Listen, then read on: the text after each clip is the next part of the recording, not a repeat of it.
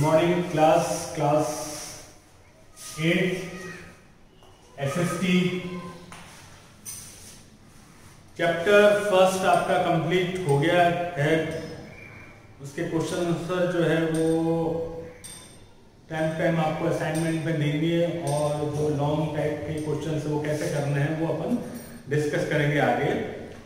आज मैं chapter second का फर्स्ट पार्ट लेने वाला हूं और इसका नाम है from trade to territory.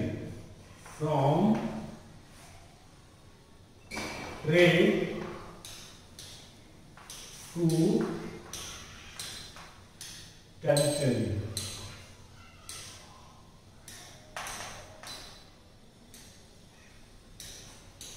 Trade मतलब आपको पता है बिजनेस करना और टेरिटरी का मतलब होता है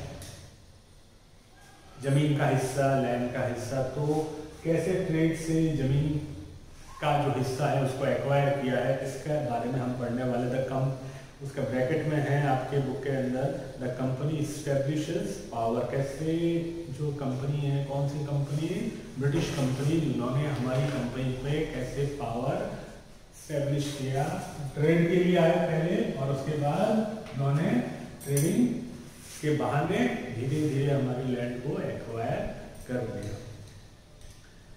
सो ये बेसिकली हमारे कंट्री इंडिया में आए इसलिए तो मैं इसका थोड़ा सा चैप्टर स्टार्ट करने से पहले इंट्रोडक्शन दे देता हूँ।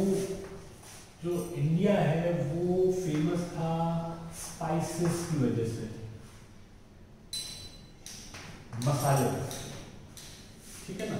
इसके अलावा सिल्क और यहाँ पे जो कॉटेज इंडस्ट्री थी,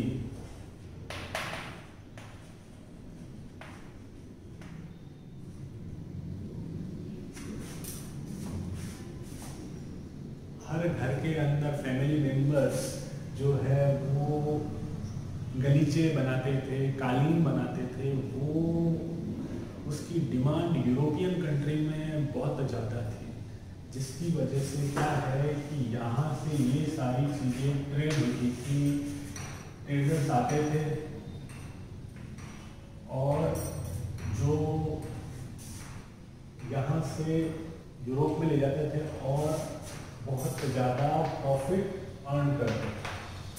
अब पहले जो था वो सी रूट नहीं था, ठीक है ना। जब तक वास्को डी गामा इंडिया में आया तब तक सी रूट नहीं था। तो जो इंडिया, ये देखिए मैप देखिए, तो ये जो पाकिस्तान अफगानिस्तान वाला जो पोर्शन बलूचिस्तान का इंडिया का ही पार्ट था, तो ये उस रूट से होते हुए आगे की तरफ जाते थे, ईरान होते हुए। तो वहां पे एक तो क्या वो रूट सेफ नहीं था, सेफ नहीं था। तो जिसकी वजह से क्या है कि एक तो ये चीज और दूसरा क्या है कि वो कई जगह रेवेन्यू भी देना पड़ता था। तो ये 2-3 कारण थे जिसकी वजह से यूरोपियन जो है जो कंट्री का एक डिजायर थे कि एक तो उनको ये चीप मिले, उनके पास में सारी आ जाए। अभी वो डिपेंडेंट थे, वो ट्रेडर्स पे, फॉरेन ट्रेडर्स पे डिपेंडेंट थे। और दूसरा क्या था कि जो इसकी सिक्योरिटी जो थी वो कम थी इस पाथ पर। तो वो एक ऐसा जो है पाथ ढूंढ रहे थे, जो ऐसा रूट ढूंढ रहे थे जिससे कि ट्रेडिंग बहुत इजीली हो जाए।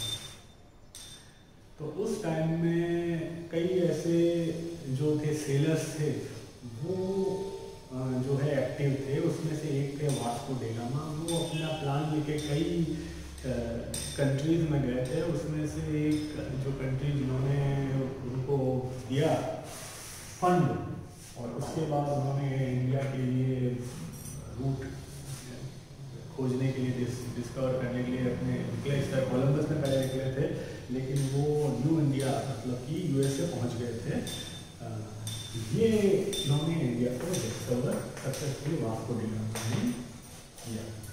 फिर उसके बाद में बैक टू बैक पुर्तगाली आया। उसके बाद में जैसे उनको पता तो ब्रिटिशर्स भी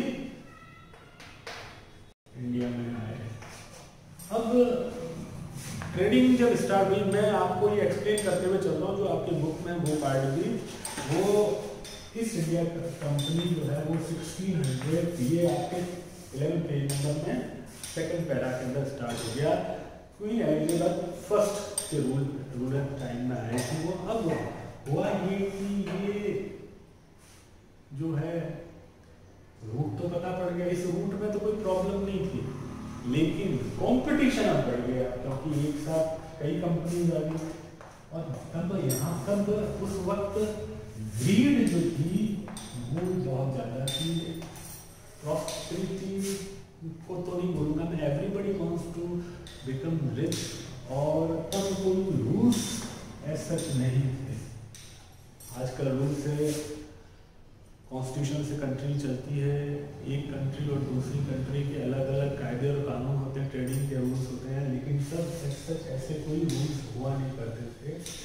इस वजह से क्या हुआ कि जैसे जैसे कंपटीशन बढ़ा, 2-4 कंट्रीज जो है वो फ्रांस की बाद में आई, इसके अलावा जो है दूसरी ट्रेडिंग कंपनीज आई, तो उस वक्त क्या हुआ कि एक दूसरे के सी के अंदर ही उन्होंने एक दूसरे के शिप्स को जो है वो सिंक किया, डुबो दिया, मारकाट हुई, ये सारी चीज़ें होने लगी।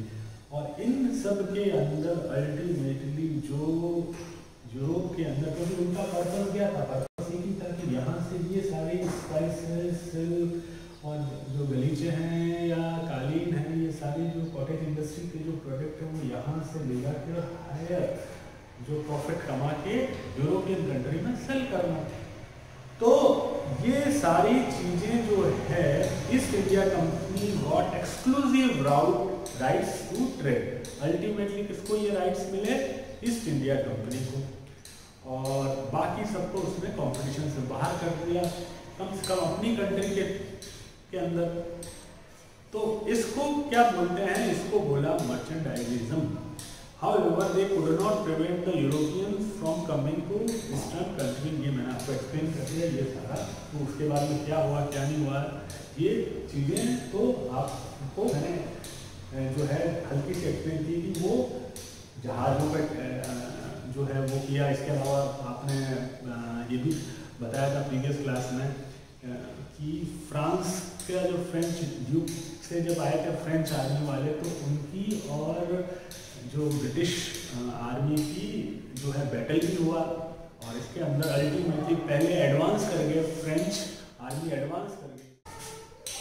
तो फ्रेंच आर्मी बाद में रॉबर्ट क्लेव के लीडरशिप में जो आर्मी थी, ब्रिटिश आर्मी की, उनसे डिफीटेड हुई और वो उनको इंडिया छोड़ के जाना पड़ा था, और एक छत्र ब्रिटिश यहाँ पे ईस्ट इंडिया कंपनी का राज हुआ था। खैर वो भी अपन पढ़ेंगे। अभी हम पढ़ते हैं अपन कि East India Company began trade in Bengal. तो सबसे पहले तो ईस्ट इंडिया कंपनी जैसे आई, और ये ड्यूक वाला मैंने आपको थोड़ा सा एक्सप्लेन कर दिया। इसके बाद में जो उन्होंने फर्स्ट जो है हुगली रिवर के पास में 1651 they were based from company trader, और उसके उन्होंने एक अपने लिए एक गोडाउन का जो है वो डिमांड की, और वो उन्होंने जो है वहाँ पे गोडाउन बनाया, उसके पास का फूड भी बना लिया उन्होंने। उसके बाद में आगे गया और उन्होंने ब्राइब दे के गिवन अ ब्राइब, और उन्होंने जो मुगल एम्परर थे उनसे ट्रेडिंग के लिए, जो फ्री ट्रेड के लिए लाइसेंस ले लिया। अब ये चीज़ मैंने इससे प्रीवियस वाले चैप्टर के अंदर आपको थोड़ा सा मैंने इसके बारे में ब्रीफ बताया था, इसमें थोड़ा डिटेल में बताया है। तो उन्होंने ये पेज नंबर 12 के अंदर पूरा अच्छे से एक्सप्लेन किया है कि उन्होंने ब्राइब दी, ऑफिशियल्स को भी ब्राइब दी मुगल एम्पायर से बात करके, और अल्टीमेटली उनको वहाँ पे 3 जो विलेजेस है उसकी जिम्मेदारी भी उनको मिल गई, और इस तरह से उनकी ट्रेडिंग जो है फ्री लाइसेंस की ट्रेडिंग स्टार्ट हुई। उसके बाद में यहाँ पे फेमस है कि औरंगजेब का जो फरमान है जिसके अंदर उनको एक फ्री ट्रेडिंग लाइसेंस का एक वर्जन, जिसके अंदर आपको कहीं पे भी आप ऑल ओवर इंडिया में ट्रेड करोगे तो आपको रेवेन्यू नहीं देना पड़ेगा। इसका मतलब औरंगजेब की जो स्टेट की टेरिटरी है से यहाँ तक, इसके बाद में बंगाल की टेरिटरी है, तो यहाँ पे भी अगर आप ट्रेड करोगे तो आपको वो रेवेन्यू वहाँ पे देना नहीं पड़ेगा। तो ईस्ट इंडिया कंपनी जब यहाँ पे ट्रेड करने गई तो उन्होंने बोला कि हमको ट्रेड करना, तो उन्होंने बोला आपको रेवेन्यू देना पड़ेगा। तो रेवेन्यू देना पड़ेगा तो उन्होंने बोला कि ये लाइसेंस हमारे पास में है जो हमको मुगलों ने इशू किया है। तो जो बंगाल के थे नवाब, उन्होंने बोला कि भाई ये वहाँ के स्टेट में, हमारी स्टेट के अंदर तो आपको लाइसेंस जो है लेना पड़ेगा नया, और यहाँ पे लाइसेंस मिलने के लिए आपको जो है रेवेन्यू देना पड़ेगा, ट्रेडिंग के लिए रेवेन्यू देना पड़ेगा आपको। सो ये एक तरीके से ब्रिटिशर्स थे, वो जो है वो कनिंग थे, वो नहीं चाहते थे कि वापस यहाँ पे भी वो जो है लाइसेंस लें या फिर यहाँ पे वो रेवेन्यू दें। तो उन्होंने जो है वो निगोशिएशन का रास्ता अपने ब्राइड देने की कोशिश की, और एक्चुअल में इसके बाद में औरंगजेब जो है वो उनकी जो है वो एक्सपायर हो गए। इसके बाद में जो ब्रिटिशर्स थे उन्होंने जो है जब बंगाल के नवाब जो मुर्शिद कुली खान जो थे, उनके पावर में आए थे, अथॉरिटी के अंदर थे, उनसे बात की तो उन्होंने क्लियरली कई राउंड्स की मीटिंग के बाद में भी मना कर दिया। उसके बाद में उनके जाने के बाद में उनके जो सक्सेसर थे वो थे अली वर्दी खान, और उसके बाद में सिराजुद्दौला खान। वो दोनों स्ट्रॉन्ग रूलर्स थे और पेट्रोइट भी थे, और वो कहीं से भी ब्रिटिशर्स को अपनी जो मदरलैंड थी उसके अंदर बर्दाश्त नहीं करने वाले थे। तो उन्होंने पहले ही उनकी जो आवाजाही थी जो थी उनकी जो पहले जो थी उसके लिए उसमें उन्होंने रेस्ट्रिक्शन लगाने शुरू कर दिए। और इसके बाद में कई राउंड की बात भी चली, लेकिन वो बात बैठी नहीं, और अल्टीमेटली जो है जो तब जो मेन जो सक्सेसर थे कुली वर्दी खान के बाद में वो थे आपके Sirajuddaula. He was a very patriot person, और उनका तो सीधा क्लियर कट नो था ब्रिटिशर्स को। तो उसके बाद में ये जो ट्रेड जो थी, जो कोशिश थी ट्रेडिंग करने के लिए, वो बदल गई बैटल में, और इस बैटल का नाम पड़ा था, और अभी भी हिस्ट्री में हम पढ़ते हैं, फेमस बैटल है the battle of Plassey. After the death of, इसमें जो नैरेटिव पहले बना रखा है, बताया है आपको जो एक्सप्लेन करने के लिए, वो ये कि after the death of Ali Vardi Khan in 1756 the company officials tries to install a puppet Nawab but could not succeed. Puppet Nawab का मतलब क्या है कि उनकी कठपुतलियों पे नाचने वाला, लेकिन प्रॉब्लम ये हुई कि उनका जो सक्सेसर था वो एक्चुअली सिराजुद्दौला था, और वो बहुत ही स्ट्रॉन्ग पर्सनैलिटी वाले पेट्रोइट पर्सन थे। तो Sirajuddaula became angry and this development of asked company official to interfere local affairs. तो उन्होंने लोकल उनको रेस्ट्रिक्ट कर दिया सीधा, जैसे मैंने आपको भी बताया, उनको रेस्ट्रिक्ट कर दिया और रेवेन्यू के लिए मना कर दिया। अल्टीमेटली दोनों में फाइट हुई, और सिराजुद्दौला ने अपने 30,000 स्ट्रॉन्ग फोर्स के साथ में काशिम बाजार के अंदर उनको जो है कंपनी के वेयर हाउस को लॉक कर दिया और इंग्लिश शिप्स को ब्लॉक कर दिया।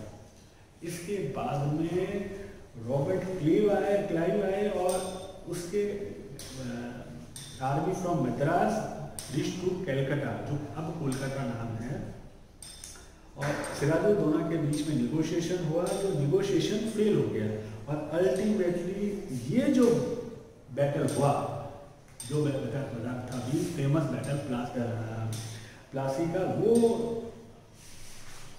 हुआ 23rd। और ये फेमस इसलिए है